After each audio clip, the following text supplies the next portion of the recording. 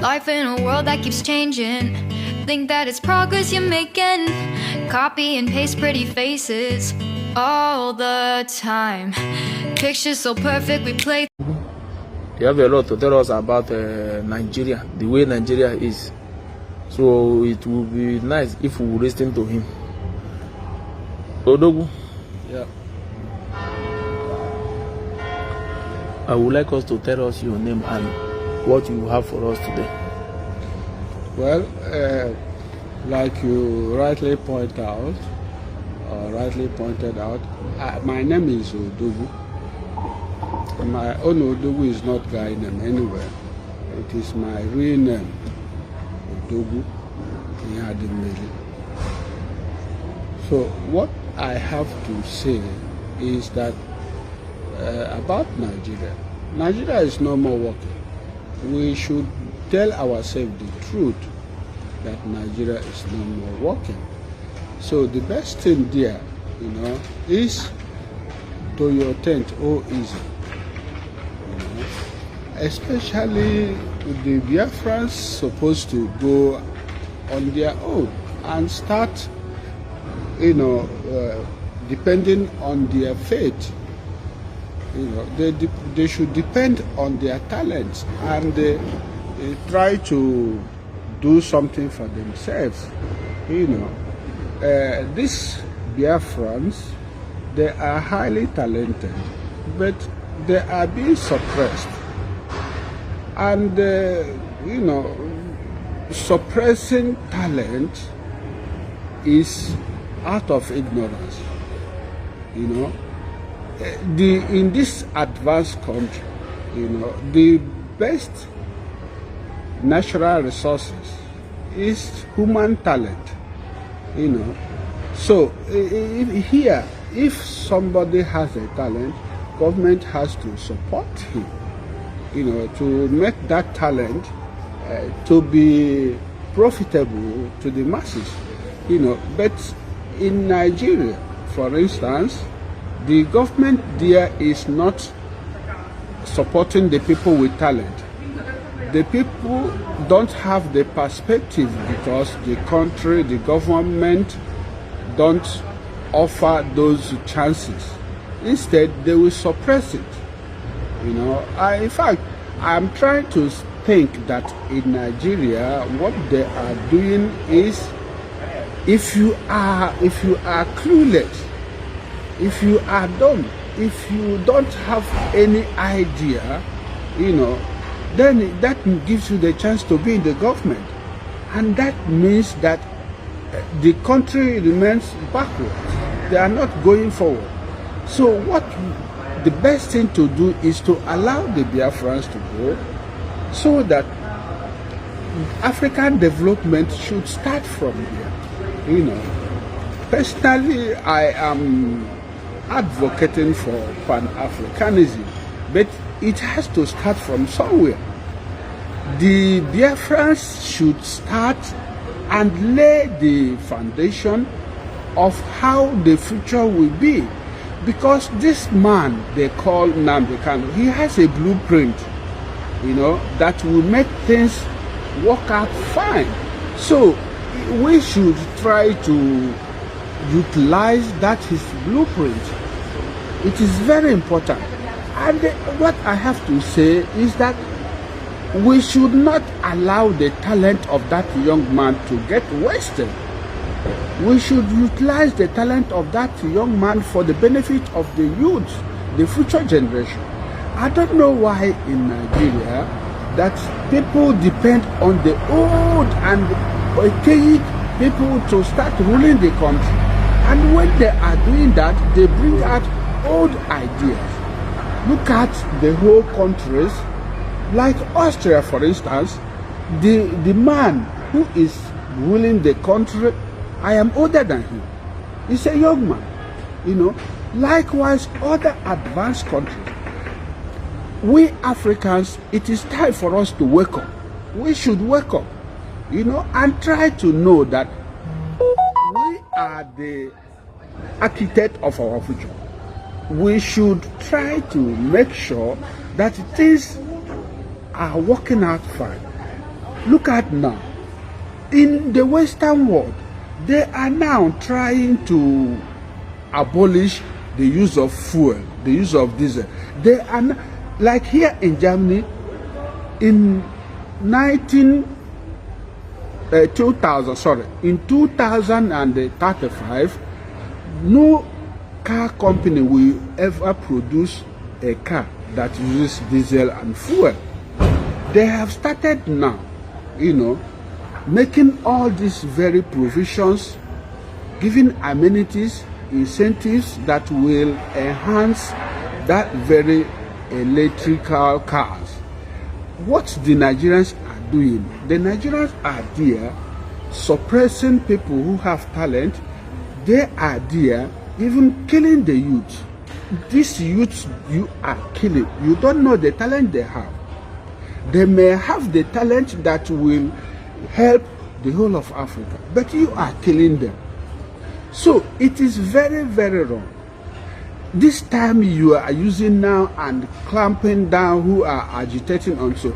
Why don't you use the same time and try to make sure, try to come on board with the Western world to make sure that you make inventions, to introduce something that will make you come on the same board with the Western world in future.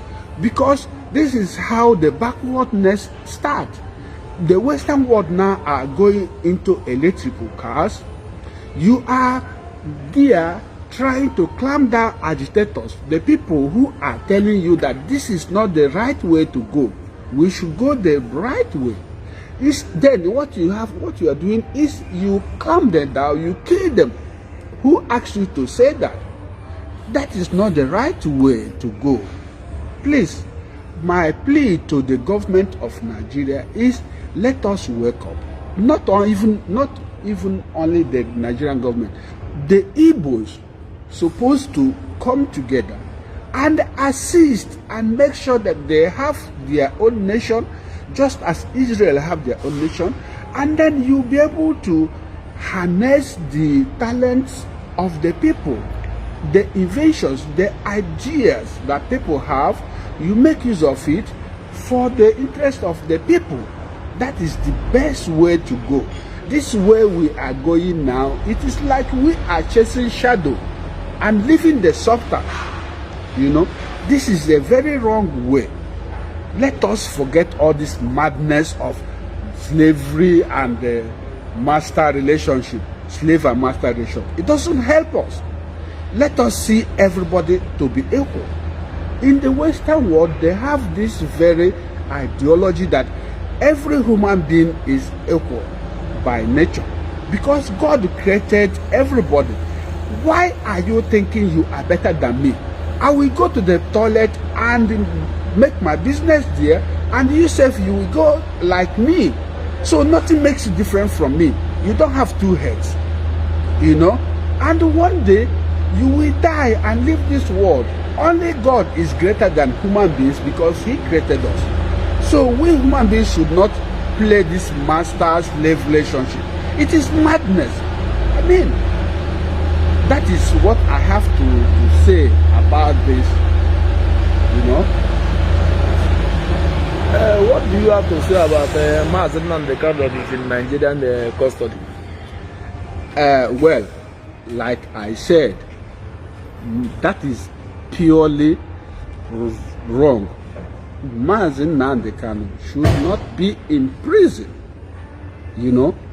Like I said, that man is talented, and what we have to do is to harness the talent of that man for mankind.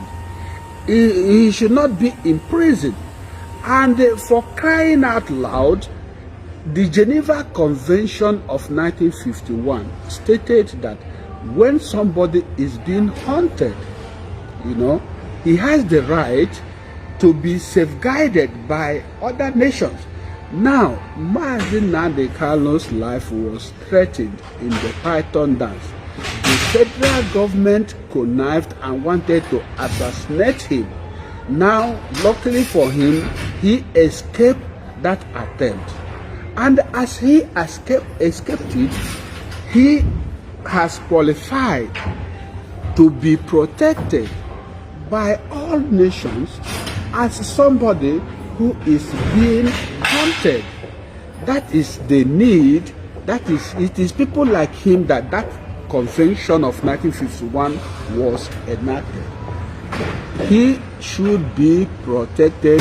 He is somebody who's supposed to be in asylum status in a nation somewhere. So the abduction of Kenya is totally wrong. And that extradition to Nigeria too, it is also wrong. Because you cannot take somebody, you cannot have somebody who is running away from danger and you catch the person and send him to the place where his life is endangered. That is a crime to humanity.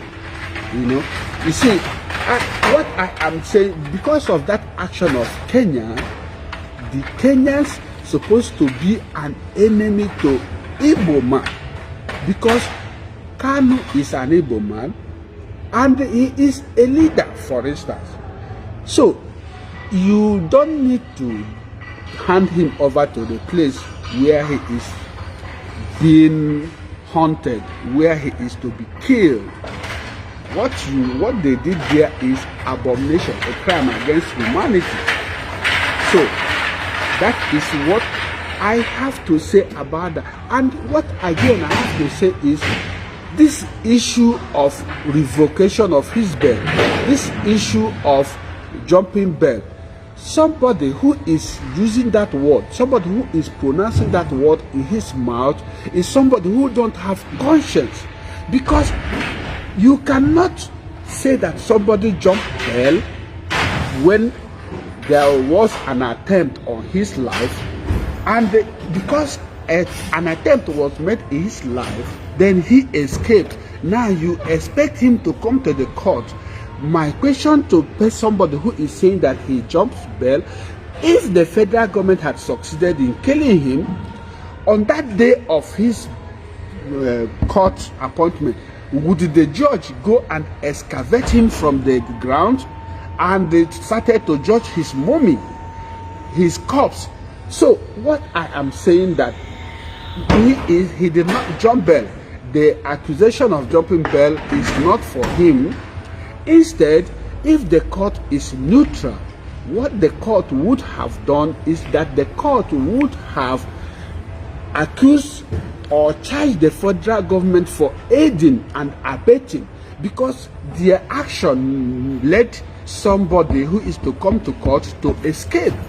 So it is the federal government who is at fault there. This is my own opinion, you know. Thank you, my people. You know, we didn't witness a Biafran war, and so many of us believe that we lost in Biafran war. But Mazi Odogu have something to say about the Biafran war, but it's not going to be today. But I would like him to say something. I want him to tell us what he know about the Biafran war, but it's not going to be today. But he said something that got my attention that I also want you to hear. Ogodo. Yeah, in fact, what I want to say about that is, for me, it is totally wrong. I am hearing many people saying that Biafra lost the war. Biafra lost the war. You know, this is totally wrong. For the interest of history, let us put history straight. The Biafrans did not lose the war. The Biafrans did not lose the war. You see, but I will not go to details now. When next we meet, now I will try to expatiate. I will try to let you people know how Biafrans did not lose the war. You know, it is British who made it. So I will explain when next. You know. My people, you have heard from Odogu. He said that we didn't lose the Biafran war. To so many of us, we believe we lost the war because we didn't witness it. But Odogu, as an eyewitness, said that we did not lose the war. So if you have time tomorrow, I will tell you the time later. It will be nice for you to come and listen to what Odogu have to say about the Biafran war. I thank you for watching. It will also be nice if you will share so that people will know that we are hosting a program tomorrow about. It will be nice if you will share the program. Also tomorrow, it will be nice if you have time to come and join us so that you will know more about the Biafran war. Mazi Odogu was an eyewitness during the war. He saw the war. So it will be nice if you also hear from his mouth. Thank you for watching and stay tuned.